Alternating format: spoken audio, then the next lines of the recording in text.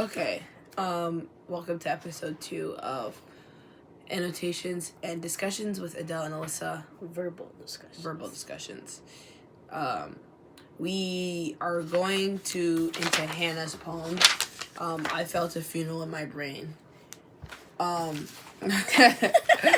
Okay, so let's start with that one. So essentially, immediately from the title, because I really like analyzing the title because it can give you a lot of insight into what's going on into the poem or whatever you may be reading. And I immediately got like psychological collapse, emotional pain, obviously, because you can't obviously have a funeral inside your brain. So that obviously symbolizes that something traumatic has happened. And since then that the protagonist or the narrator has had some sort of like mental things because of it. And overall, I felt like the tone of the poem overall was very downcast. It was very melancholy. It made me as a reader almost feel... Who's that? felt... Huh? Who's melancholy? Melancholy is a feeling of, like, sadness.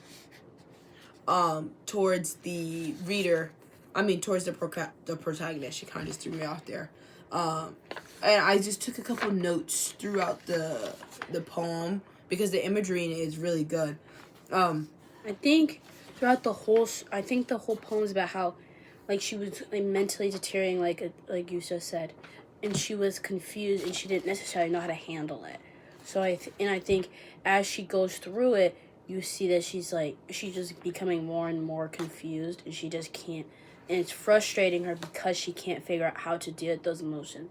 Like, sometimes we have emotions that we can't deal with, and she's getting frustrated by the fact that she can't figure them out. Yeah. I was highlighting the part where she said, "A service like a drum kept beating till I thought my mind was going numb. And then I heard them lift the box and creak across my soul with those same boots of lead again. I thought the repetition of the beating kind of mirrors the overwhelming nature of what she's experiencing in her mind.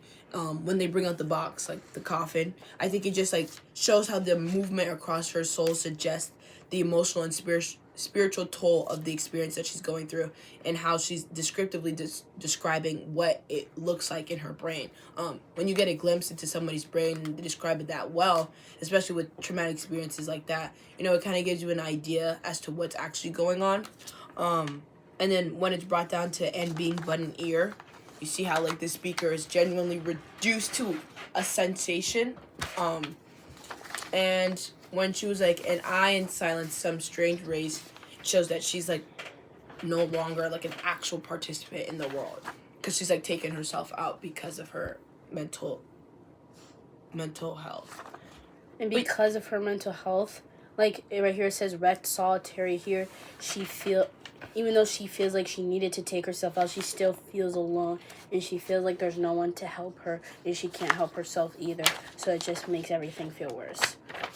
That's basically what I got from that. Yes. Just like a mental breakdown in a couple stanzas. No. So we talked as girls do. So what I gained from this was that it was about these two girls. They were reminiscing like their life together, and then as the story goes on, they start to drift apart, because sometimes friends just like drift away because of like you go different paths and you go to different degrees and stuff like that. So then they ended up drifting apart, but they always will have like a connection between them.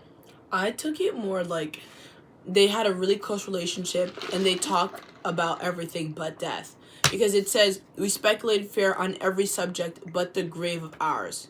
So they believe that death is irrelevant to them. And it's kind of like that idea of youth, where young people always have this idea that they're going to be young forever. Well, not all of them, but a lot of youth are prominent or persistent on the fact that they want to be young forever and never die.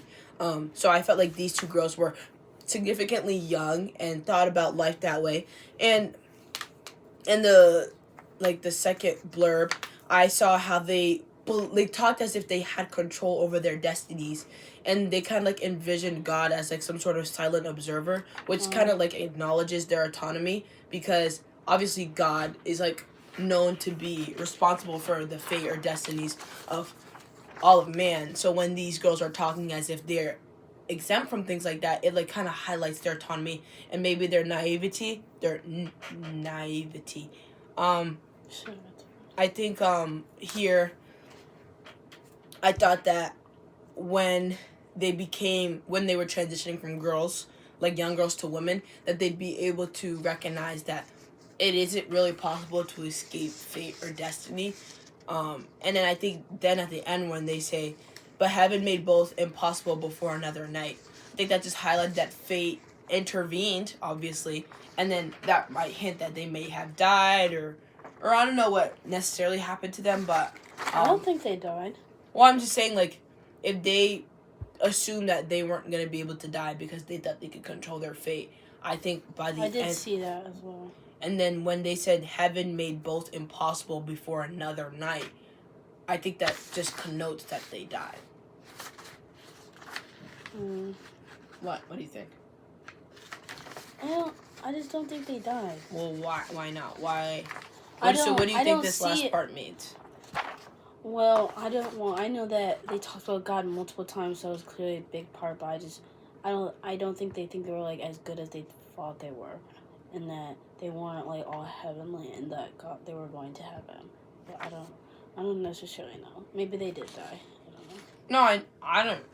It was just the take that I got. I mean, it mentioned, I didn't think that it was about God until it mentioned heaven, and that's where he resigned. No, I know. I was talking about the last part. But I don't know. That's just my take.